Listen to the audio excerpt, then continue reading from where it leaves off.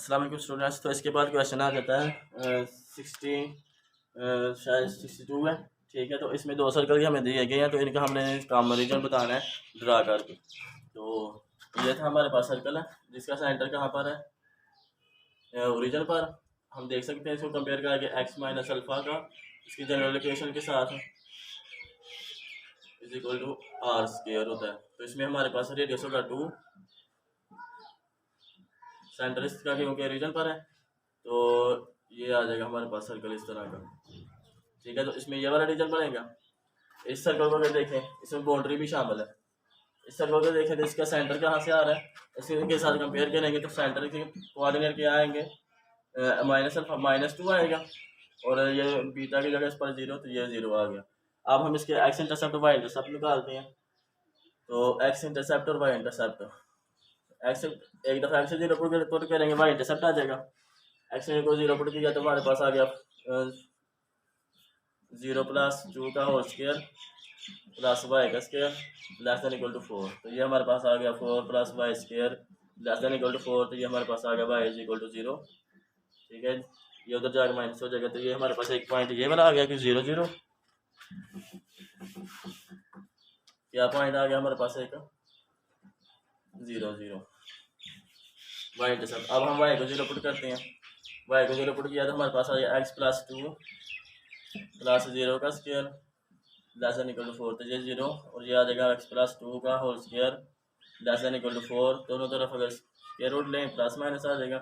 x + 2 का ये काट गया आएगा, तो ये आ जाएगा हमारे पास +-√2। ठीक है, तो इसको हम फर्दर हल करते हैं।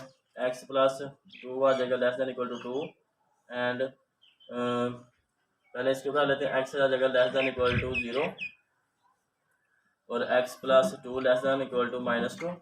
इधर से आ जाएगा x less than equal to -4। ठीक है, 2 पॉइंट आ गए हमारे पास। एक आ गया 0 व 0 और एक आ गया हमारे पास 0 -4 और -4 व 0। ठीक है, तो इनसे हमको जो रीजन बनता है वो देखते हैं। इसका सेंटर किधर है, इस पॉइंट पर, ये -2 व 0। ठीक है, -2 व 0 और ये पॉइंट है -4 व 0।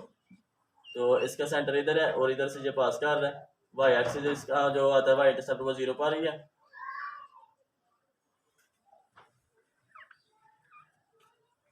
तो ये आ जाएगा हमारे पास इस तरह का सर्कल आ जाएगा।